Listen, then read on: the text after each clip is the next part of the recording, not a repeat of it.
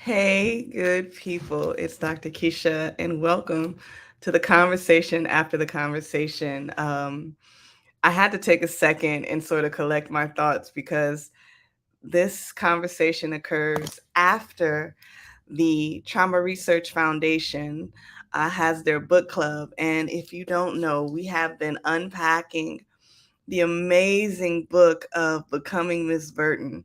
And today we had the special honor of directly engaging with Miss Susan Burton herself. And I'm still digesting that. So, welcome to the broadcast. I know there will be others joining us. And so I'm sort of just rambling a bit while they arrive. But I have to tell you, some of the things that really stood out for me that I thought was so profound and probably what made me so emotional is that within Susan's story, you have the fact that, yes, she was repeatedly put in incarceration, but one of the most damaging things she lost was her relationship with her daughter, the emotional loss of that relationship through the tension and the experience of her going in and out of jail, breaking promises, the continual disappointment. But what's so profound about her narrative is that the story doesn't end there. Within her story, we see the resiliency of their bond. We see the mother and daughter of Susan and Tony being reconnected, and the granddaughter being, as Susan shared today, one of her biggest advocates. And every time I talk about that, I just feel so much joy. Like if you were there when we were doing the live conversation, I was so emotional. Like so emotional, but I couldn't help it because her story is just so amazing. But I know other people are coming, so I'm trying to wait and not say too much until they get here. But for the people watching on the in the chat, I would love to hear from you. What may have been some of the things that stood out? And you're welcome to put it in the chat, and I'll post it up here on the live comments. And while that is loading, I just want to share some of the other things that I thought was amazing about Susan's story, because at this point we now have four weeks, right? Like 4 amazing weeks of reflection from the start of the story to where it is now. And one of the things Susan said today was about how when we give inmates opportunities to get degrees, and I brought up the recent news story of the two male inmates who have received degrees from Yale, how their ability to be in jail and receive those degrees, go to Yale. That was a specific quote that Susan shared. Like, instead of them putting me in jail, they could have sent me to Yale with all of the money they spent on incarcerating me. And to know that those two African American men have received degrees from Yale was striking. And when I brought that up to her, she talked about how that is so profound in the sense of the frequency or the vibration, how that can raise the vibration of the prison, because you have this energy of individuals who are actively pursuing something as worthy as a degree from an Ivy League institution, a degree in the midst of a prison, and what that ripple effect can be for everyone around them, how that can raise the frequency. And it made me think about this very real and true aspect of what does it mean for you and I to be that sort of catalyst for change that can raise the vibration of a space, can be an atmosphere changer, can be transformational. What does that mean in our lives? What can that mean in how we approach the opportunities that are in front of us? And so I just want you to sit with that truth as you think about, what does it mean to be that voice of change, right? Mm. And so let's see. Let me look at the comments to see if anyone is here. Okay, nope, just me. No problem. So another thing that was really amazing was how emotional I felt. Oh, hey, Leslie, here you go. Thank you for joining me. You have been active in the chat. Thank you so much for taking this opportunity to come on live. If you'll raise your camera up. Yep, we see you. I was trying to unmute. You did so successfully. Thank you for joining. Thank you for having me. Well, I would love to hear your thoughts, because I am still coming out of the tears that I had just to be in her presence and just to.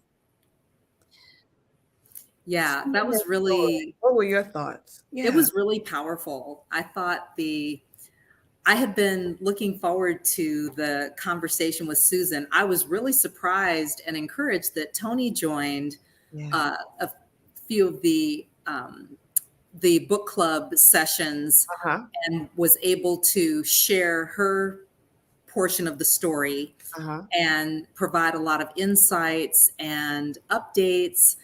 And I thought that was really, really great to be able to interact with her, to the degree that we were all able to in various ways. But it was really, really powerful being able to see and hear from and interact with Susan Burton. And I mean, the book just, it hit home on so many levels. And I think personally and professionally, I felt a lot of different things, looking at it from different angles, from a trauma-informed lens, from a health and wellness standpoint, from a survivor standpoint, as a Black woman. Just there were so many different facets, or just as someone who, just like everybody else, is trying to navigate the system that we are all a part of, and that we're all voting in, that we're all living in, trying to survive in different ways. And, just that, and we're all kind of interacting with and bumping into each other as we navigate our way through the system and society. And the book just hit on so many levels. And I thought that Susan did a beautiful job of articulating just her experience, answering the questions.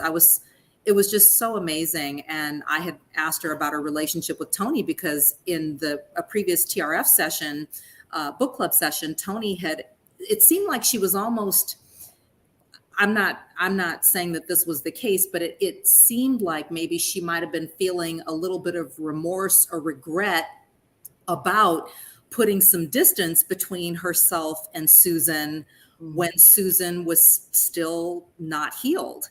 Right. And, there was still that broken trust and lack of resolve. And so I'm not going to lie, I felt hesitant in even bringing it up to Susan, because clearly this woman has done amazing work, won awards, been recognized, and has written a book, which, hey, amazing, is going to become a series, which is awesome. And I felt hesitant to kind of go there, but I was really curious. The health and wellness coach in me and the trauma-informed person in me was curious as to the healing process, the relational dynamic based on what Toni had shared. And I just thought she did a beautiful job of addressing it. She was humble, vulnerable, and it was so encouraging, inspiring, educational, and validating all at the same time to hear her express how really Toni's decision to disconnect distance herself from where Susan was at that time, that old Susan at that time, and to put a boundary there really was instrumental in facilitating her healing. Right. And I learned something from Susan in that she shared that she also had to set her own boundary to not just collapse or buckle under the, I guess, the pressure or the position of being put, Mm, at a distance, mm, so that there was space for Tony to be able to parent and to be able to work on what we realize now was her way of breaking that generational curse. Leslie, that's so It rich. was so, I mean, Yeah, I I want to open this. Like, I not only want to let that comment breathe, but I want to expand it. Mhm. Emma and Achara, like, we were in that space together. And Leslie, I'm so happy that you shared that comment in the YouTube community, because you could just see a whole nother light show up on her face when she started talking about those relationships. And I hadn't seen that side of what it can look like after. Very well versed in what it can look like in the thick of it. But the understanding of what hope can do when the dream isn't deferred, Mhm. when the dream doesn't shrivel up and become a raisin in the sun. What does it look like when it's allowed to take root and grow fruit? Right? So yeah, Emma and Achara, we welcome you into the dialogue. Please join us in this space of sisterhood. I It feel gave me really, hope. I continue to feel really honored to be a part of these discussions and to share space with all of you. You know, especially well, it's lovely to meet you, Leslie, and but especially with Dr. Keisha and Achara, you guys are just so wonderful. So I'm here to listen and just be in community with you. Mm. Wow. I'm here to talk and say something right now. So what I love being in community. Hi, Leslie. It's nice to meet you. And I loved your comment and just your contribution actually this entire series because you've been a part of it the entire time. So such valuable insight. Um, you know, we're sitting here talking about hope, and I would be remiss to not mention I have a friend who is having a difficult time with her child right now, her son. And because of intergenerational trauma, and just she has another child, right? And she and the other child been talking and it's like, yeah, well, that child's just going to be that way, right? So like hope is completely removed from the conversation. Mm. And because it's painful to hold on to hope. It's painful to hold on to hope when in the now we are not seeing the outcome of that hope. It's a deposit, right? We don't get the actual purchase or to collect that until much later. Like I think of hope in the midst of the trauma, it's like a layaway program. Mm-hmm. Yeah. Right? And it's just better to just sort of I don't want to feel the pain. I don't want to hope. I can't. I can't because it's killing me. It's a slow death in me inside. And then I think 30 years before her story was even shared with Tony. And then now, right? What she's doing now when having a TV show and so forth. And it's like that part of me is curious about for every person, it is different how long they hold on to hope, whether they hold on to it at all. And understanding that if you are in the thick of it, holding on to hope is the long game. It is not going to get your ROI on hope is not a quick return. it's not a quick return. For me, it was 14 years before, 14 years after I got, for me, I'm a believer. And so I got saved, and I accepted Christ as my Lord and Savior. And then 14 years later, my mom did, right? 14 years later, my mom did.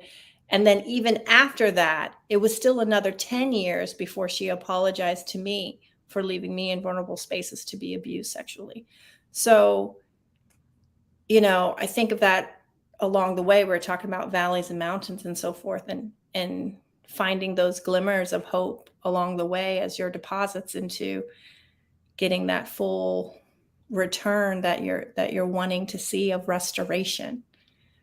I think that's why it's so important we have spaces like this where we not only bring in the voices that we're seeing, but we bring in the voices that were in the community, because everyone can reflect on this profound truth that it is painful to not only hold on to hope, but it is also painful to recognize you're not even guaranteed a return on that hope.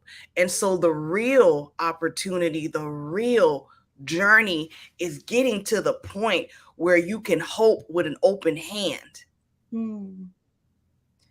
And that hope is always there, that something may be placed in this hand. Maybe we'll have a situation like the Burtons, where in my hand is the restoration of that relationship. But you can also be open to the fact that I may not ever get what I'm hoping for, but I still leave my hand open for whatever else may come. It may be a relationship with somebody else.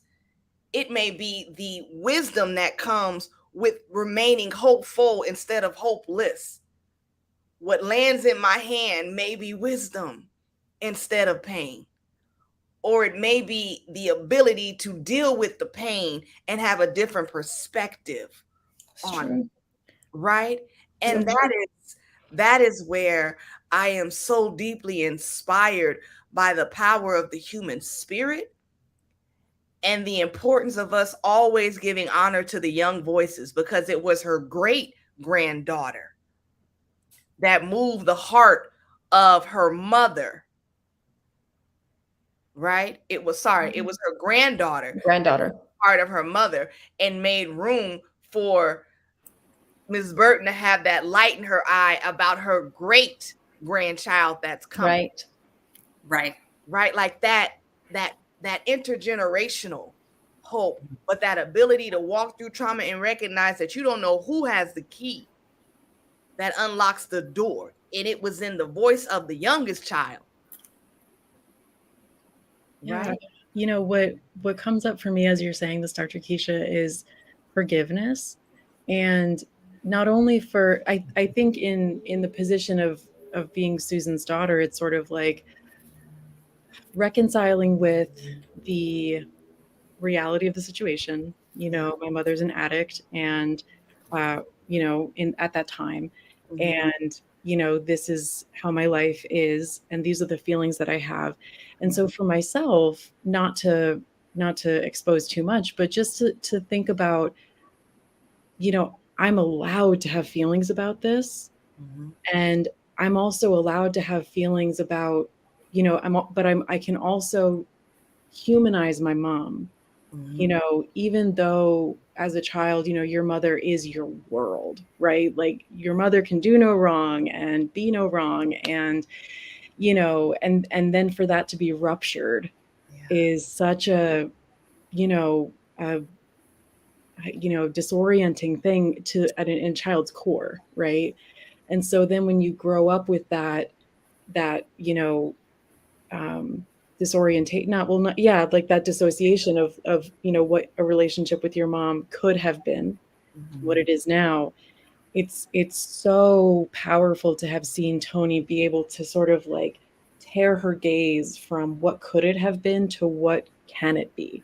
You know what I mean? To really like pull, with the help of her own daughter, but really like find that forgiveness in herself of like, I have feelings about this and those are valid. Mm-hmm. And my mom's efforts to repair this relationship are also valid. And then making space for like, you know, that forgiveness to come. Mm-hmm. And in doing so, you know, allowing that relationship to be rebuilt. You know, I think just personally, I struggle with like self-forgiveness about like having feelings about things. Cause so I'm just like, I'm really resonating with that sort of part of the story of, you know, Tony, you know, being able to come back to that relationship and not completely, you know, let go of it and be like, well, it's too painful to hold on to, right? And instead see all the efforts that her mother was making to, you know, to really bring their relationship back to life. So I'm just really resonating with forgiveness right now. Could you say more about self-forgiveness? Because I don't think that is a perspective a lot of people carry in the terms of outside of just, I forgive myself for the role I played in it. But I heard you say something far more profound. Forgiving myself for, and then please. Yeah. No. So for, I guess, for a vague example, my upbringing, you know, there was neglect, but like I knew as a child, sort of, I had to reconcile as a kid, like, you know, okay, this is happening, but, you know, and I always had to sort of like dampen the emotions that would come up and the anger that would come up, just, you know, as a kid being like, why am I being neglected? Right. Like that sense of innate self-worth. And, you know, so very early on, I always had, my first thought was, okay, but, you know, you can't really have feelings about it because they're going through something. You know what I mean? Like my mom has bipolar depression and she was deeply depressed for my entire childhood. And that really affected my sister and my upbringing. And so as an adult, I really struggled to validate my own feelings about things because my first thought is, well, what are they going through? And like, what traumas are they experiencing? Rather than like, hang on a second, I'm allowed to feel something about this, you know, and that's not a bad thing. So that's where I'm sort of coming to Tony's perspective, you know.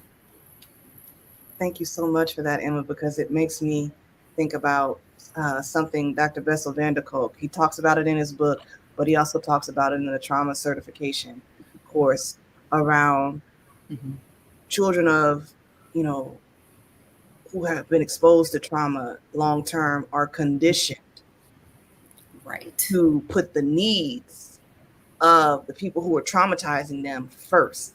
Like that's what we're groomed to do. And I resonate with that because I had a similar, except instead of depression, it was schizophrenia, but the same thing. And no one knew. Right. The diagnosis didn't occur until I was in my 30s. Right. But you always had that anger, that elephant standing on your chest anger, but that brick wall in your throat that does not allow you to voice it because that's your mother. And look at how hard this is for them. And but that's the conditioning. Right. And it's further powered by the primary parent bond. Right. And so it's just all of this. I don't even have the words, but I thank you for giving voice to that. And I would love to hear from anyone else that wants to step into this space. But I hope anybody watching this doesn't, if nothing else, you realize you're not alone. Yeah, absolutely. It's so, trauma disrupts so much that when we start to express the healthy emotion of anger, because it is a healthy emotion. Oh, it's terrifying. Yeah. It's like, oh, what? You know, it's when you start to have your voice after suppressing your voice for so long, you don't even know what that feels like. And it feels really unsafe to our nervous systems. And so we have to titrate. Sometimes maybe, you know, like as an IFS practitioner, I get to work with clients and I'll say, you know, if that part of you that's angry doesn't want to use your mouth to express that anger.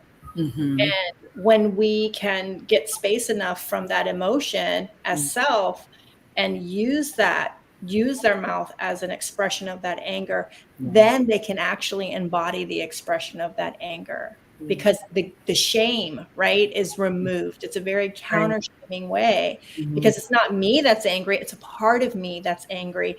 And so getting that space lets that cycle of that emotion, that stress cycle, complete. And so I have one client that, you know, told me that they've, you know, a former client actually told me that they've purchased an item to help them just like bang on stuff when they're angry. That's because good. This part needs to be able to express it. Right. And it's so toxic, suppressing our emotions. Gabor Mate talks about it all the time, right? Like, I asked somebody yesterday, I did a group coaching, and she was saying about getting overwhelmed and getting angry. And so I was just asking her, well, what do you do? And she said, oh, either I get, you know, I yell, or I get sort of loud and it comes out that way, or I just walk away. So the choice is, I have to just, so I don't harm you and I don't take it out on you, I then have to go somewhere else and store it. And it's still not expressed. That emotion isn't expressed because there's no one alongside of us when we're, you know, children, to come alongside and say, hey, are you angry? Let's go in your room and punch this pillow a few times, because you have every right to feel upset and be angry that this didn't happen, or that didn't happen, or whatever, you know, your crown is broke. I do that with my daughter. I'll say, you're upset. I hear you're upset. Let's go figure out some ways to get this upsetness out, because you've got some big emotions going and you're entitled to feel your emotion. And we do. And so I love you sharing that, because it's so important that people understand, and that we understand that we have a right to these emotions, and that these emotions are by design, biologically good for us. It's just that we were taught and trained and groomed that we weren't allowed to have them. And a right to set boundaries. That was something we talked about during the discussion that I was like, oh man, like you said, Dr. Keisha, you're like, get out of my mailbox. Get off my yard, get out of my street. That was funny. Get out of my street. I'm my best to be a moderator, and I'm about to like. Yeah, it was, you know, when she said Tony set some very healthy boundaries, and that helped both of us, you know, reunite, because we had set the stage, you know, with the expectations and the nope, I'm not going to go there. I need you to stay there. You know, I'll come to you, you know, so on and so forth. Like, so powerful that she had that, you know, that she had that, that in her, you know, and that's something that remember that she had that in her, because the people that she was being raised around, the uncles that didn't do anything for Susan when she was younger, modeled healthy boundaries when Tony was older. So she learned healthy boundaries around the people who were years ago not modeling healthy boundaries, and let Susan get, you know, abused. And so that's again part of the story, right? And so Tony was like, nah, because my uncles and people, they were like, no, you're not going over to those people's houses, or no, we're not doing this. This is how it's going to be.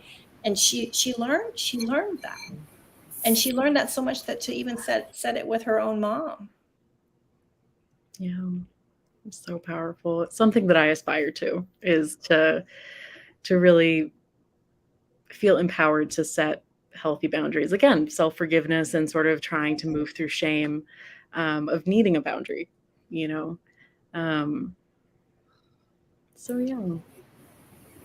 Thank you guys for being so receptive to that. I really appreciate it. Oh, absolutely. Yeah, you don't walk alone in that truth. Like I set a very strong boundary with my mother in January of this year for the first time in my whole adult life. And it was, you know, years of therapy, doing the research, like studying, like all the things. And it wasn't until this year that I finally reached my breaking point and owned it and when I set that boundary, I had a visceral reaction as I listened to her hear me ingest it the way that I knew she would ingest it. And then I, deal with and listen to everything she said. Remember what I said about keeping that hand open? I still kept that hand open. And then, the conversation ended. And it wasn't an ideal ending in the sense of, I didn't get the storybook ending that I had read about. But she heard me. And, that was enough for me in that moment. But when I hung up the phone, I sat down and I cried. And in that cry was sadness. The little girl in me cried because I had essentially said goodbye to any other contact with my mother. Like we are in a space of estrangement because I have put down a boundary that says you are not safe and you can go no further. I will no longer give you access to interact with me in the way that you do. And then I talked to my therapist, right? But I had to sit with that feeling for months because at the end of the day, that's my mom. But that statement right there has been a prison.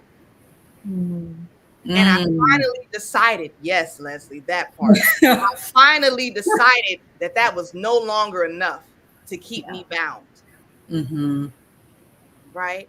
And every day, I get a little firmer in that. But today, out of the clear blue, I got a phone call about my mom that really threw me. And I had to work through that. And so talking to Susan and seeing that hope on the other side, like I got to see what it looks like when something else is in your hand.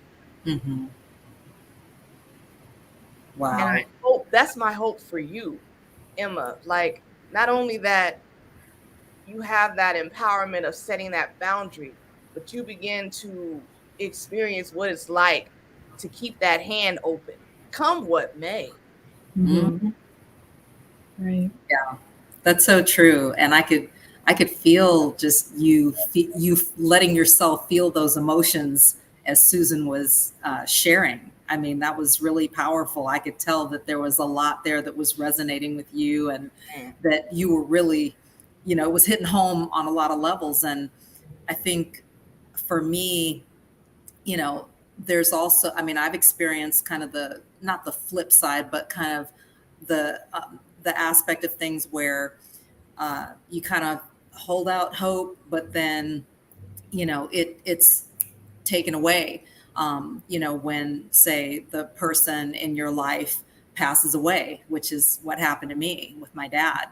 And I never got the apology. I did eventually over time work up the courage, with therapy and with help and empowerment from people close to me to speak my truth and to, to let him know, like, look, this is what it is. And, I'm not trying to kick a brother while he's down or anything like that, but you have to know that, this hurt. I didn't appreciate this. I will not allow this.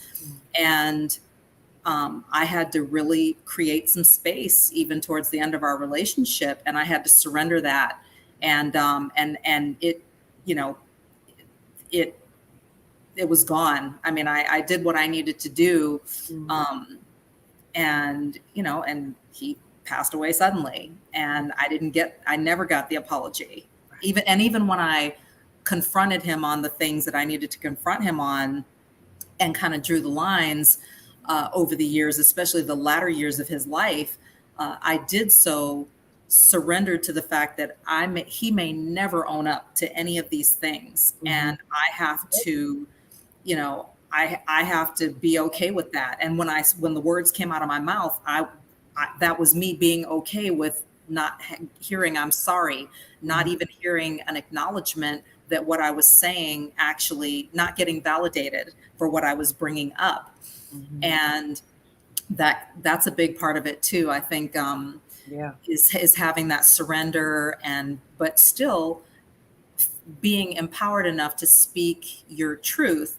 And I've had to even go so far. You were talking about forgiveness, Emma, and that was another thing that resonated with me, was all the conversation around forgiveness that Susan was sharing, and that I think one of the panelists or a couple of panelists had brought up in their questions. And I had to really, with my dad, I had to give myself closure because he was gone, and there was going to be no other opportunity to kind of have any further discussions or see any progress in the relationship. And I actually took it to the grave, literally. I actually walked. When I went to his grave for the first time, much later, years after he had passed away, and I had gotten to a point in my journey where I felt comfortable, like really standing in front of the grave. I squatted down in front of it, and I literally said, I know who and what you were. And, I know this all happened. I forgive you. And my husband videotaped it while I was doing it at the cemetery. And it was really a powerful moment. And I had to kind of take what I could get as far as that goes, because we don't always get that chance, like Susan and Tony had. And it was beautiful for them. And I felt that too. Like, I thought, wow, that is such the dream, to have that generational healing. I'm here for it. I didn't get that, say, with my dad, but what I can do is I can work with what I've got, from a trauma-informed perspective. We come from a place of strength. Right. What strengths am I operating from? Right. And I created my own closure with my dad. And then also, I have the opportunity to do things differently with my children and create a different environment in my house. And I have embraced that as being a way of promoting and continuing the generational healing. So it's a little different from the Burtons, but, with working from a place of strength and what I do have and what resources are available, that's what I've chosen to do. Wow. Thank you for sharing that. Yeah. That's amazing. That reminds me of what Keisha was saying about not being attached to an outcome, right? But you weren't attached to an outcome here, but you said, you know what? I'm going to decide for me in my house. Right. This is the outcome that I'm going to I'm going to focus on and curate. And restoration doesn't necessarily have to happen with the person who caused the harm. No. Right? Restoration can happen by curating spaces of safety within our own current family, and that could be our kids or even the chosen family that we have around us now. And I think that's so powerful, Leslie. Thank you for sharing that with us. Yes. The closing thought, because this is, we went a little over, but it's the last one, right? It's the last conversation after the conversation. So take all the conversation you can get. I invite you all to just, any last thoughts. Like, I know my last thought or word of wisdom I want to put out there into the multiverse is this understanding of wherever you sow your seed of hope, you may not get that harvest in the same field that you planted it with. You may not see the restoration of that relationship in that specific person, but you may see that harvest in a completely different relationship somewhere down the line in someone else.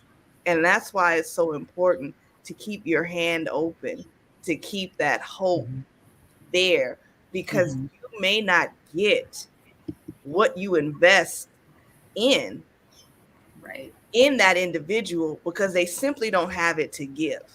Right. And if they did give it to you, it may be far more harmful than you realize. So perhaps this is the best outcome.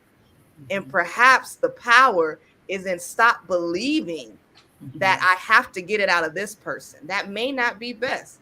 What if this is the best scenario? What if Leslie speaking to her father from that grave was the best scenario? But her harvest may be coming from a completely different position. It can be in what she's doing in her home. So that's what I wanted to leave, this understanding of allow your harvest to surprise you by being in a completely different place than where you planted the seed. Mm-hmm. That's beautiful. Mm-hmm.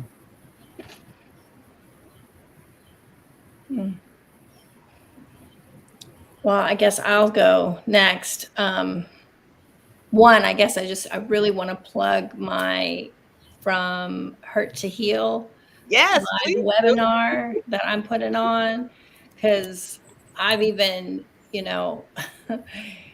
this is so much, right? It can overwhelm our system. And so it is so important to hear people's individual stories, because that are those drops of glimmer, those deposits of hope that, oh, so-and-so, maybe that can happen for me. Mm-hmm. And so I'm just going to take some time and share my own personal story. And you can go to my website at achatarfa.com and register for my free webinar. Actually, I'm going to call it a community hour. I don't like the word, Hertz don't like webinar. Good. Feels very corporate, and it's not it's going to be a space of collective healing just for an hour. And so the community hour is From Hurt to Healing, a journey of self-compassion to heal from trauma and release self-judgment. So I'm looking forward to anybody who wants to join and be with.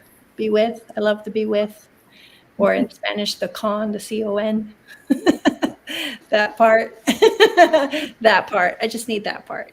And be with others. And I've had such a blessing, just a blessed time of just being with you all this past 3 weeks. And then this 4th week, this book has been transformational.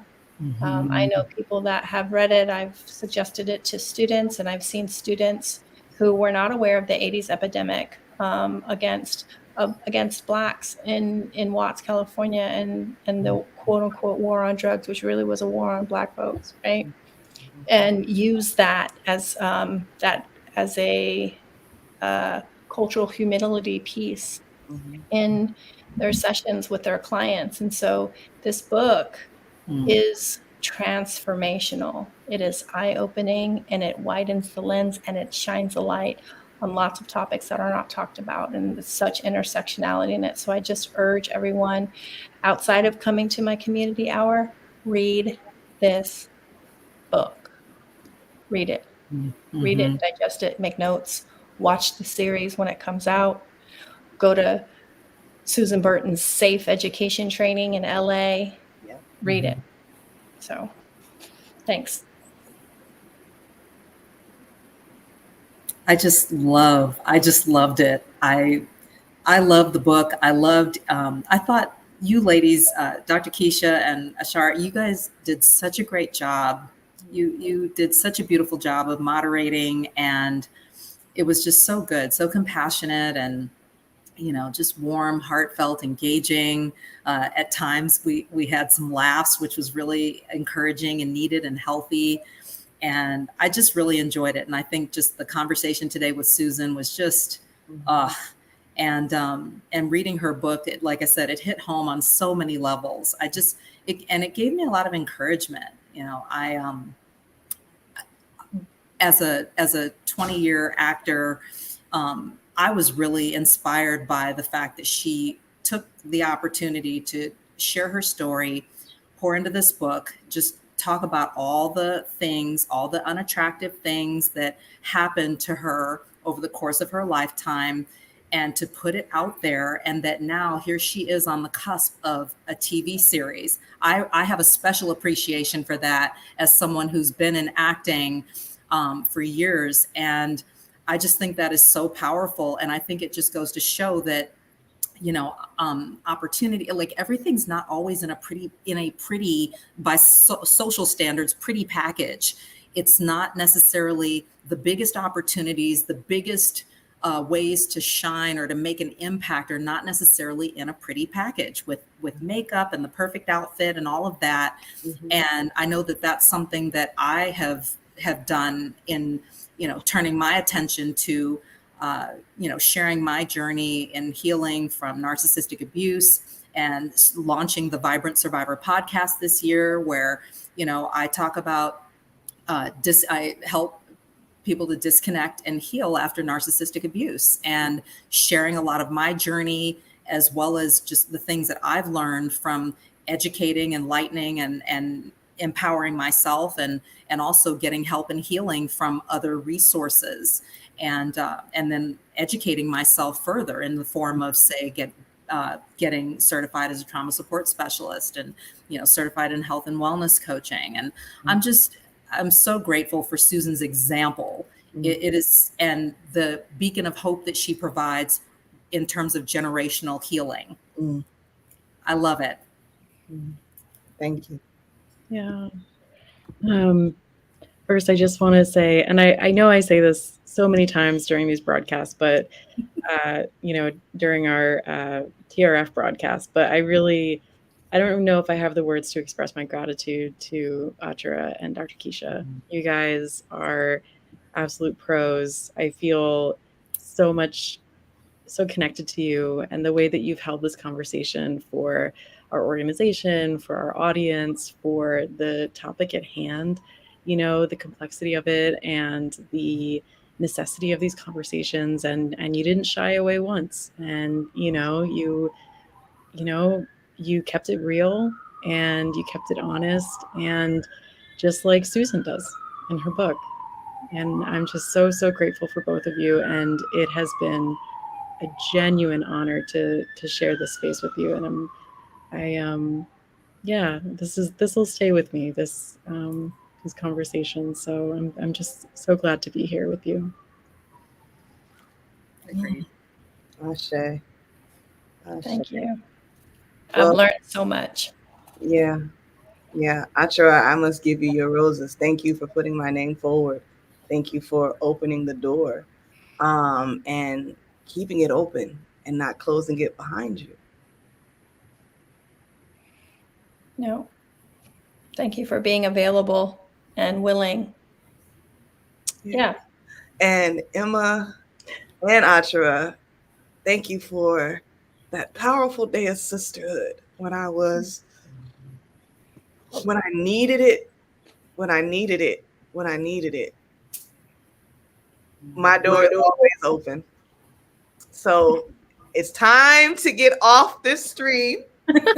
I hope you all enjoyed the conversation. After the conversation, stay tuned. You have all of our information. You can get in touch with Leslie by supporting the Vibrant Survivor podcast. The Vibrant Survivor podcast.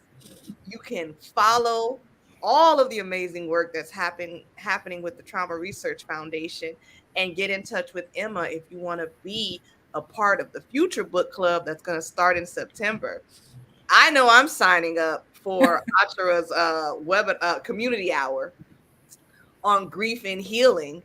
So I hope to see you there. If you don't, follow her on Instagram and click the link in her bio and read up on how to register on her website, and follow me on Instagram. I'm always putting out content meant to uplift and connect. So, you got some good stuff coming out in July, so folks pay attention. Ready. They are ready. Provocations to Greatness is happening. But I am deeply indebted to all of the shoulders we stand on that got us to this moment. And anything that we do, it's in that energy of helping people heal. And like Susan said, increase your vibrancy, increase your vibration. Walking vibe. A walking vibe. Be a disruptor of trauma and hopelessness. And that is where we leave you. Be encouraged, be extra kind and gentle with yourself, and thrive. Bye. Absolutely. Bye, everyone.